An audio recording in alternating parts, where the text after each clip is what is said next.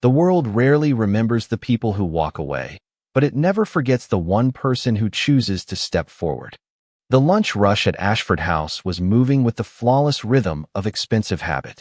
Crystal glasses caught the afternoon sunlight pouring through the towering windows. Soft piano music drifted through the dining room, while conversations about mergers, investments, and vacation homes blended into a quiet melody reserved for people who had never needed to worry about tomorrow. Emma Carter carried a polished silver tray across the marble floor with practiced grace. At 24, she had learned that the best waitresses were almost invisible. They noticed every raised hand before it lifted, every empty glass before it was set aside, every uncomfortable silence before it became awkward. Most guests never remembered her face, and she had made peace with that long ago. Honest work did not require applause. It required consistency. Her black uniform was neatly pressed despite working double shifts all week. The comfortable shoes hidden beneath her tailored pants had already carried her nearly 7 miles since sunrise, but her warm smile never seemed forced. Every customer received the same quiet respect whether they ordered a cup of coffee or a $500 steak. That lesson had come from her late mother, who often reminded her that kindness should never depend on someone's bank account. Across the dining room, an elderly woman entered alone. She wore a simple navy coat despite the cool spring afternoon and carried a leather handbag that looked older than some of the young executives filling the restaurant. Nothing about her appearance suggested extraordinary wealth. Her silver hair was neatly pinned back, and she paused for a brief moment near the entrance, studying the room with gentle curiosity before offering the hostess a polite smile. The hostess, overwhelmed by the growing line of reservations, pointed toward a waiting area and promised someone would assist her shortly. The woman nodded without complaint. No one recognized Eleanor Whitmore. No one noticed that the quiet woman waiting patiently by herself was the mother of Daniel. Whitmore, the billionaire whose name appeared on magazine covers, financial news broadcasts, and skyscrapers throughout the city. She preferred it that way. Expensive security teams made her uncomfortable, luxury cars embarrassed her, and she often slipped away from the carefully managed life her son insisted upon simply to experience an ordinary afternoon among ordinary people. Emma noticed the woman only because she looked slightly tired. Their eyes met for just a second. Emma offered a warm smile, silently promising she would return the moment her current table was settled. Eleanor answered with a grateful smile of her own. Then everything changed. A quiet gasp echoed through the entrance. The polished marble that had reflected sunlight all afternoon suddenly betrayed its beauty. Eleanor lost her footing. Her handbag slipped from her hand. Time seemed to hesitate. Several nearby guests turned toward the sound. A businessman instinctively stepped backward to avoid becoming involved. Another customer froze with his phone halfway to his ear. 2 employees exchanged uncertain glances, each waiting for someone else to move first. Someone whispered that management should handle it. Another worried about liability. For one long heartbeat, the entire restaurant simply watched. Emma did not. The silver tray touched the nearest table before anyone realized she had set it down. She crossed the dining room without hesitation, kneeling beside the frightened woman as though nothing else in the world mattered. "Ma'am," she said softly, her voice steady and reassuring. "Please don't try to stand just yet. Take a slow breath. You're not alone." Eleanor looked into the young waitress's eyes and saw no curiosity, no panic, and certainly no calculation. There was only genuine concern. Emma carefully gathered the fallen handbag, checked whether the woman seemed comfortable, and gently supported her shoulder without rushing a single movement. Around them, the restaurant remained strangely silent. No applause, no shouting, only the soft clink of forgotten silverware and the distant notes of the piano continuing as if the world had not just revealed exactly who people became when. Compassion demanded action. Outside, unnoticed by everyone inside, a convoy of glossy black SUVs quietly turned onto the street, their destination drawing closer with every passing second. Emma kept one hand gently beneath Eleanor's arm, while the other rested lightly against the older woman's shoulder, careful not to rush a single movement. Years of lifting heavy trays had taught her that strength meant very little without patience. "Can you tell me if anything hurts?" she asked quietly. Eleanor blinked once, catching her breath before offering a reassuring smile that seemed almost apologetic. "Only my pride," she answered with a soft laugh. "I suppose these polished floors are prettier than they are forgiving." Emma smiled back. "Floors can always be polished again. People are much more important." Those simple words settled over the nearby tables like a calm breeze. A young couple who had been watching from across the room lowered their eyes, suddenly uncomfortable that they had remained seated. One businessman quietly placed his phone into his pocket, realizing that he had spent the last minute recording nothing more than another person's vulnerable moment instead of offering help. The hostess hurried over carrying a glass of water, her cheeks flushed with embarrassment. "I am so sorry, ma'am. We should have been paying closer attention." Eleanor accepted the water with graceful gratitude. "Everyone becomes busy," she replied kindly. "Life moves quickly." Emma looked toward one of her co-workers. "Could you please bring the first aid kit and ask Mr. Harrison to call for a medical evaluation, just to be safe?" The young server nodded immediately and hurried away, relieved that someone else had taken charge without raising a single voice. Emma carefully adjusted the folded linen napkin beneath Eleanor's hand to make her more comfortable against the cool marble floor. "Do you feel dizzy?" she asked. Eleanor considered the question before answering honestly. "A little. Not as much now." "Then we will stay exactly where we are until help arrives." There was something remarkably calming about Emma's presence. She did not speak quickly. She did not create unnecessary drama. Every sentence sounded deliberate, steady, almost as though she had practiced remaining calm during difficult moments long before she ever carried a serving tray. Eleanor studied the young woman with quiet curiosity. "How long have you worked here?" she asked. "Almost 3 years. And you still smile like it is your first week." Emma laughed softly. "Some days are harder than others, but my mother used to tell me that someone else's difficult day should never become heavier because of mine." Eleanor's expression changed almost imperceptibly. The answer carried no performance, no attempt to impress. It sounded like a belief that had been lived 1,000 ordinary days.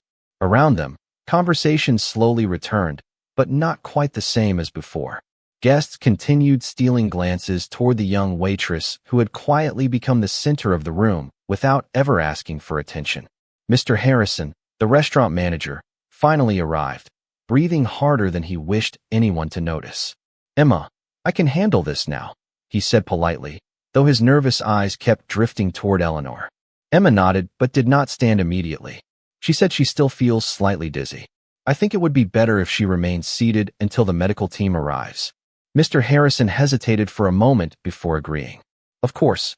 Absolutely." Eleanor reached into her handbag and removed a neatly folded handkerchief. "You have been very kind," she said. "Most people would have worried about getting into trouble." Emma shook her head gently. "My first thought was that someone's mother needed help." Eleanor's fingers paused around the handkerchief. She looked directly into Emma's eyes, and for the briefest moment, emotion shimmered behind her gentle smile. Before either woman could say another word, the quiet afternoon was interrupted by the low hum of powerful engines approaching from outside. One luxury sport utility vehicle stopped in front of the restaurant. Then another. Then another. Within seconds, the curb filled with a line of identical black vehicles stretching nearly half the block. Every conversation inside the dining room faded into silence once. Again, through the towering front windows, sharply dressed security professionals stepped onto the sidewalk with calm precision, scanning every entrance before opening the rear door of the lead vehicle. Emma noticed none of it. She was still focused entirely on the elderly woman beside her, gently reassuring her that everything was going to be all right. Eleanor, however, closed her eyes for just a second, recognizing exactly who had arrived, and quietly whispered words that only Emma could hear. "My son worries far more than I ever do." The front doors swung open with quiet precision, and the entire atmosphere inside Ashford House shifted without a single voice being raised. 6 security professionals entered first, their movements calm but purposeful, scanning the dining room with practiced awareness before stepping aside. A tall man in a charcoal suit walked through the entrance moments later, his pace measured yet unmistakably urgent. Daniel Whitmore rarely appeared in public without making headlines. Yet today there were no cameras, no reporters, and no carefully prepared announcement. There was only a son whose attention searched the room until his eyes found his mother sitting safely beside a young waitress on the polished marble floor. Relief softened his expression for one brief moment before concern quickly replaced it.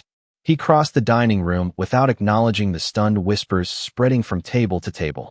Guests who had spent years trying to secure meetings with Daniel Whitmore now watched him pass within a few feet, yet he noticed none of them. His entire focus remained fixed on Eleanor. He knelt beside her without hesitation. "Mother, are you all right?" His voice carried none of the authority that filled boardrooms across the country. It sounded only like the worried concern of a devoted son. Eleanor smiled warmly and reached for his hand. "I am much better now." Daniel examined her carefully, searching for any sign of discomfort before exhaling the breath he had clearly been holding since receiving the phone call. "You frightened me." Eleanor gave his hand a gentle squeeze. "I know. I am sorry." His eyes finally shifted toward Emma. She had quietly leaned back to give them space, her hands resting neatly in her lap, prepared to step away the moment she was no longer needed. She had no idea who the man before her was until she noticed the expression on everyone else's faces. Mr. Harrison stood frozen near the hostess station. Several diners stared openly. Even members of Daniel's security team seemed unusually attentive to the young waitress beside Eleanor. Daniel looked at Emma for several silent seconds, not with suspicion, but with careful observation. He noticed the untouched tray still resting on a nearby table where she had abandoned it without hesitation. He noticed the folded linen supporting his mother's arm. He noticed the untouched glass of water Emma had encouraged Eleanor to sip slowly. Most importantly, he noticed that Emma had never once tried to attract attention to herself. "Were you the one who stayed with my mother?" he asked quietly. Emma nodded once. She slipped. "I just wanted to make sure she was comfortable until help arrived." Daniel glanced around the dining room. Dozens of people filled the restaurant. Many had witnessed the incident. Yet only one young waitress was sitting beside his mother. The realization settled heavily inside him. Eleanor smiled at her son. "She has been wonderfully kind." Daniel looked back at Emma. "Thank you." The words were simple, but everyone who knew him understood they were not offered casually. Emma smiled politely. Anyone would have done the same. Eleanor's gentle laugh broke the silence. "No, dear. They did not." The words hung quietly in the air. Emma instinctively looked around the room. She saw lowered eyes. She saw uncomfortable expressions. She saw guests suddenly finding great interest in their coffee cups. No one argued with Eleanor because everyone knew she was telling the truth. Daniel stood slowly as members of the arriving medical team entered through the front doors carrying equipment for a routine evaluation. Emma immediately stepped aside to give them room, answering a few brief questions about what she had observed before falling silent again. She did not exaggerate. She did not attempt to sound important. She simply described exactly what had happened. Daniel listened carefully to every word. Years of building companies had taught him that character revealed itself most clearly when no one believed they were being evaluated. This young waitress had acted before anyone knew who his mother was. She had remained calm when others hesitated. She had asked for nothing in return. As the medical team completed their initial assessment and confirmed that Eleanor appeared stable, Daniel turned discreetly toward the head of his security detail. His instruction was so quiet that no guest could hear it. "Before we leave," he said, never taking his eyes off Emma, "I want every second of the restaurant security footage from the moment my mother walked through those doors until now. I do not want opinions. I want the truth." Daniel remained beside his mother until the medical team finished their evaluation. Their lead clinician smiled reassuringly. "Everything appears stable. We recommend that she rest this afternoon and follow up with her physician if she experiences any lingering discomfort." Eleanor thanked them with her usual warmth, making certain to learn each person's name before they packed their equipment. Emma quietly collected the folded linen from the floor and reached for the abandoned serving tray she had left behind minutes earlier. To her, the emergency was over. Table 12 was still waiting for fresh coffee. A family near the windows had not received their desserts. Life inside a restaurant never paused for long, no matter how extraordinary the moment had seemed. She had taken only a few steps when Daniel's voice stopped her. "Mississippi." Emma turned politely. "Yes, sir. May I have your name?" "Emma Carter." Daniel nodded as though committing it to memory. "Thank you again, Miss Carter." She offered the same gentle smile she gave every guest. I'm glad your mother is feeling better. There was nothing rehearsed about her answer. No expectation. No hidden request. She simply returned to work. Daniel watched as she stopped beside an elderly couple whose coffee cups had gone empty during the commotion. She apologized for the unexpected delay, refilled both cups, and asked whether they still wanted the slice of apple pie they had ordered earlier. Her attention had already shifted completely away from him. That detail interested him more than anything else. Most people reacted differently after learning who he was. Some became overly nervous. Others suddenly found reasons to continue the conversation. Emma did neither. She treated him exactly as she had treated every other customer walking through the restaurant doors. Eleanor noticed the thoughtful expression on her son's face and smiled knowingly. You are studying her. Daniel answered honestly. I'm trying to understand her. Eleanor adjusted her coat, while one member of the medical team helped her stand comfortably. There is nothing complicated to understand. She is kind. Daniel looked across the dining room again. Kindness is often more complicated than it appears. Eleanor laughed softly. That sounds like something a businessman would say. Daniel smiled despite himself. Perhaps. A few minutes later, the Whitmore family prepared to leave. Security opened the front entrance while guests discreetly stepped aside. Before crossing the threshold, Eleanor looked back toward Emma one final time. The young waitress was carrying 2 dinner plates toward a nearby table, completely unaware that the older woman was watching her. Eleanor raised her hand in a small wave. Emma immediately returned the gesture with a bright smile before continuing on her way. No audience. No performance. Just quiet courtesy. Outside, the spring air felt cooler than before. Daniel helped his mother into the waiting vehicle, then climbed into the seat beside her. The convoy pulled away from the restaurant without sirens or unnecessary attention. For several blocks, neither of them spoke. Finally, Eleanor broke the silence. You know what surprised me most? Daniel turned toward her. What? Not that she helped me. She looked out the window as pedestrians continued their ordinary afternoon. It was the look on everyone else's faces after she did. Almost as though they suddenly realized they had forgotten something important. Daniel rested one arm against the door, reflecting on her words. His phone vibrated quietly. A secure message from his security director appeared on the screen. The restaurant surveillance footage had already been uploaded to the encrypted server in his office. Every camera angle, every minute, every second. Daniel glanced once more through the rear window as Ashford House disappeared into the distance. Experience had taught him that facts often look different from assumptions.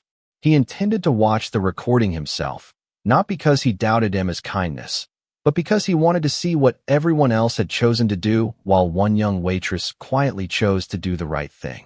The following morning began long before sunrise inside Whitmore Global Headquarters. The top floor overlooked nearly the entire city, where thousands of office lights slowly flickered to life beneath a gray spring sky. Daniel Whitmore sat alone in the executive conference room with a single laptop open before him. No assistants, no board members, no interruptions. The only sound was the quiet hum of the air conditioning as the restaurant surveillance footage loaded onto the screen. He pressed play. The first camera showed his mother entering Ashford House alone, smiling politely at the hostess. Daniel watched her remove her coat, adjust the strap of her handbag, and patiently wait without the slightest sign of impatience. A second camera followed the dining room from above.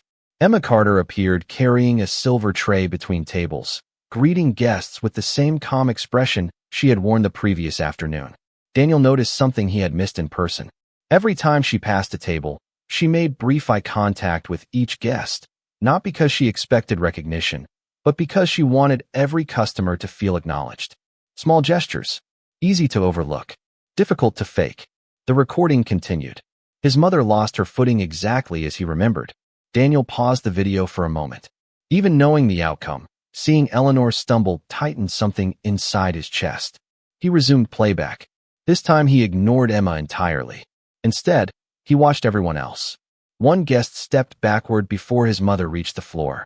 Another looked around, apparently expecting an employee to handle the situation. 2 restaurant workers froze completely. One customer lifted a phone. Another simply stared. Nearly 5 full seconds passed before anyone moved with purpose. Daniel rewound the recording, then watched again. 5 seconds. In an emergency, 5 seconds could feel remarkably long. Then Emma entered the frame. She did not hesitate. She did not search for permission. She did not look toward management before making a decision. She simply placed the tray on the nearest table and hurried directly toward his mother. Daniel slowed the recording to half speed. Emma knelt carefully rather than rushing. She positioned herself where Eleanor could see her face first instead of reaching immediately to lift her. Her lips formed slow, reassuring words. Daniel could not hear the audio from that camera, but he remembered exactly what his mother had later repeated in the car. Please do not try to stand just yet. You are not alone. He let the video continue. Emma gathered the fallen handbag before anyone accidentally stepped on it. She adjusted the folded linen beneath Eleanor's arm. She asked another employee to bring water and request medical assistance. Not once did she wave dramatically for attention. Not once did she look around to see who might be watching. She behaved exactly like someone who believed kindness did not require an audience. Daniel leaned back in his chair, his expression growing quieter with every passing minute. Years of negotiating billion-dollar acquisitions had sharpened his ability to recognize performance. Investors exaggerated confidence. Executives rehearsed sincerity. Public figures carefully measured every smile. But genuine character possessed a rhythm that could not be manufactured. Emma never checked whether anyone important had entered the room. She never realized security cameras were recording every movement. She simply remained beside a frightened elderly woman because she believed that was where she belonged. When the footage finally reached the moment Daniel himself entered the restaurant, he stopped the recording once again. He no longer needed to watch the rest. His phone rested silently beside the laptop. After several thoughtful seconds, he picked it up and called his chief of staff. Good morning, Mr. Whitmore. I need you to find someone for me. Of course. Daniel glanced one last time at the paused image on the screen. Emma was still kneeling beside his mother, completely unaware that her quiet decision was about to change far more than one ordinary afternoon. Her name is Emma Carter, he said. Do not investigate her finances. Do not search for problems. I am not looking for secrets. I simply want to know who she is when no one is watching. Sometimes the most valuable person in a room is the one nobody notices until it matters. Emma Carter knew nothing about the conversation taking place 30 floors above the city. By 8 o'clock that morning, she was already tying her apron behind the restaurant, greeting the kitchen staff with the same cheerful smile she had offered every day for nearly 3 years. The previous afternoon had become little more than another memory filed quietly among countless shifts. She hoped the elderly woman was resting comfortably. Beyond that, she expected nothing. Life had taught her that kindness was complete the moment it was given. Anything afterward belonged to fate. During the breakfast rush, she carried steaming coffee, delivered fresh pastries, and remembered regular customers by name. Mr. Reynolds preferred extra butter with his toast. Mrs. Jenkins always asked for hot water with lemon before ordering oatmeal. Emma never wrote those details down. She remembered because people mattered. Around mid-morning, Mr. Harrison stepped out of his office holding a clipboard. His expression looked unusually serious. Emma, could you come here for a moment? Several co-workers exchanged curious glances. Emma quietly excused herself from polishing silverware and walked toward the manager's office. Is everything all right? She asked. Mr. Harrison hesitated before answering. Someone called asking about you. Emma looked puzzled. About me? They were polite. They only wanted to confirm that you work here and asked whether you were scheduled today. Emma frowned slightly. Did they say who they were? No. They simply thanked me for my time and ended the call.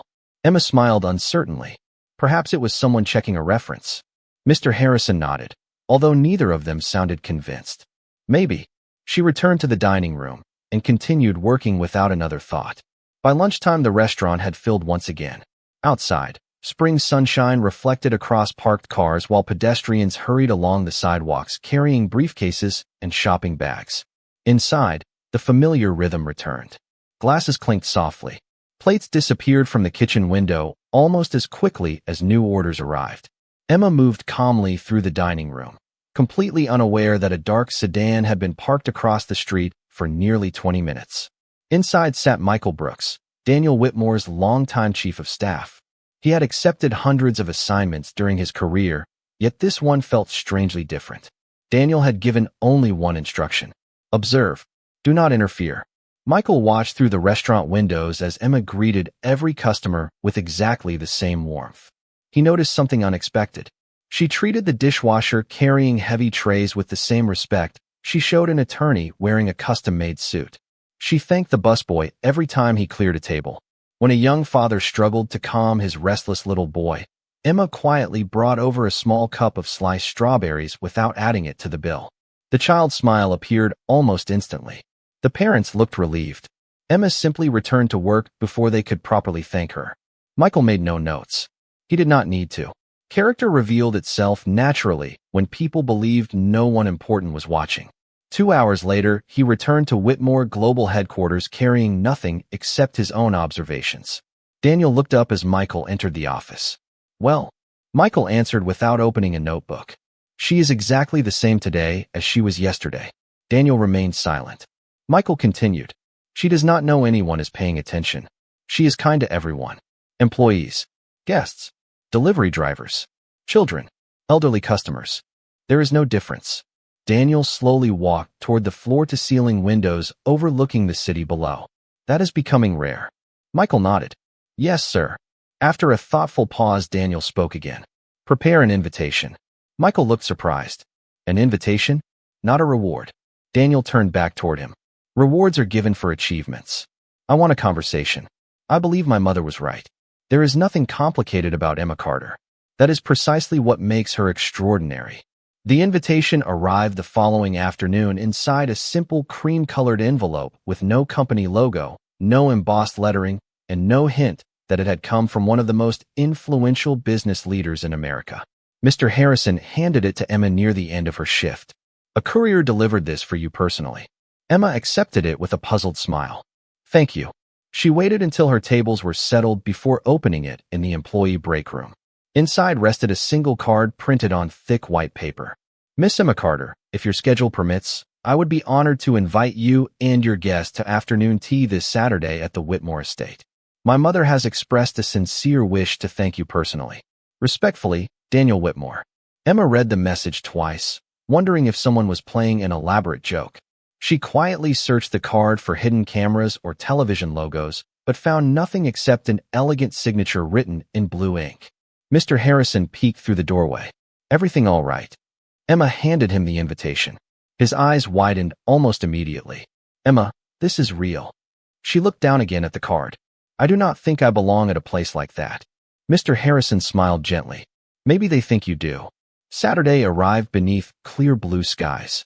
Emma stood outside the gates of Whitmore Estate wearing the nicest dress she owned, a modest navy dress she had purchased 2 years earlier for a church fundraiser. She had almost declined the invitation 3 different times. In the end, she remembered her mother's advice. Gratitude deserved to be received as graciously as it was offered. The gates opened quietly. Before she could press the intercom, a member of the household staff greeted her warmly. "Miss Carter, welcome. Mrs. Whitmore has been looking forward to seeing you." Emma followed the stone pathway through carefully tended gardens filled with blooming roses and white hydrangeas. The estate was breathtaking, yet strangely peaceful. Nothing felt designed to impress. It felt like a home where generations had quietly lived rather than a monument to wealth. Inside the sunlit conservatory, Eleanor Whitmore rose from her chair the moment Emma entered. Her face brightened with genuine happiness. "Emma." Before anyone could announce formal introductions, Eleanor stepped forward and gently embraced her. "I hoped you would come." Emma smiled warmly. "It is wonderful to see you feeling so well. Because of you. Because everything worked out." Eleanor shook her head softly. "No, dear. Because someone chose compassion before anyone knew my name." Daniel entered moments later carrying a silver tea service himself instead of allowing the staff to do it. Emma noticed the gesture immediately. For a man accustomed to leading thousands of employees, serving tea to his guests seemed surprisingly humble. "Thank you for accepting our invitation," Daniel said. Emma nodded politely. "Thank you for inviting me." They spent the next hour talking about ordinary things. Eleanor asked about Emma's family. Emma spoke fondly of her late mother and her father, a retired mechanic who still insisted on fixing neighbors' lawn mowers without charging them. Daniel listened more than he spoke. The more Emma shared, the more clearly he understood that her kindness had not appeared by accident. It had been practiced quietly for years inside a family that measured success differently from most people. As the afternoon sunlight drifted across the conservatory windows, Daniel finally reached into the inside pocket of his jacket and placed an envelope on the small table between them. "There is something I would like you to accept." Emma looked at the envelope, but made no move toward it. "What is it?" "A small expression of gratitude."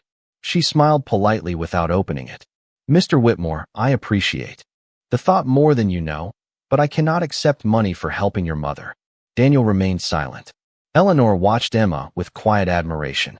Emma continued gently. "If my own mother had fallen somewhere, I would pray that a stranger would help her without asking who she was first. That is all I did for yours. If I accepted payment, it would change the reason I helped her, and I never want that reason to change." The conservatory fell completely still. Daniel slowly lowered his eyes toward the unopened envelope resting untouched on the table.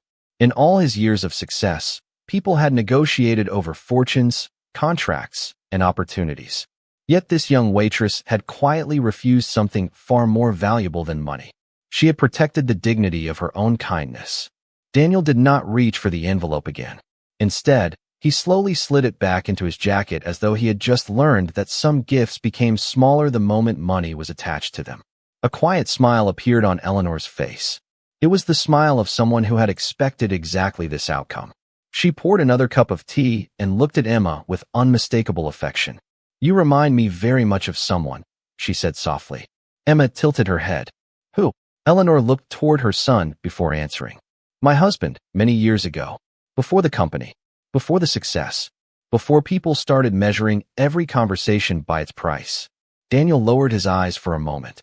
He had heard stories about his father throughout his childhood, but hearing his mother compare a young waitress to the man who had built their family with honesty carried unexpected weight. The afternoon continued without another mention of money.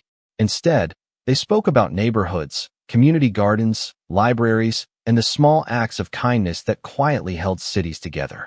Emma described how the regular customers at the restaurant often checked on one another without realizing it. A retired teacher always brought extra crossword puzzles for another guest whose eyesight was beginning to fade. A delivery driver left fresh flowers every Friday for the hostess after learning she had lost her grandmother. A high school student quietly shoveled snow from the sidewalk every winter before his morning classes simply because older customers arrived early for breakfast. Daniel listened carefully. He spent most of his professional life studying financial reports, market trends, and performance metrics. Yet none of those reports had ever measured the invisible economy of compassion that Emma described so naturally. Before she left, Eleanor gently took Emma's hands. "Promise me something." Emma smiled. "I will try. Never allow the world to convince you that kindness is ordinary." Emma answered without hesitation. "I do not think it is ordinary. I think people simply forget how powerful it can be." Daniel walked Emma to the front entrance himself. The late afternoon sun painted long shadows across the stone pathway leading toward the estate gates. For several moments, they simply walked in comfortable silence. Finally, Daniel spoke. "You refused something most people would have accepted without hesitation." Emma looked ahead toward the gardens. "Because it was never mine to accept." "Then allow me to ask you something different." She turned toward him with quiet curiosity. "What is that? If you could improve one thing in this city, what would it be?" Emma did not answer immediately. She thought carefully before speaking. "I would remind people that dignity should never depend on someone's job title. Some people look at a uniform and stop seeing the person wearing it. I think that is a loss for everyone." Daniel stopped walking. Her answer was so simple that it almost sounded obvious. Yet he realized how rarely he had heard anyone express it so honestly. "Would you ever consider helping change that?" Emma looked genuinely confused. "I already try to, one table at a time." Daniel smiled. "Perhaps it is time to give you a few more tables."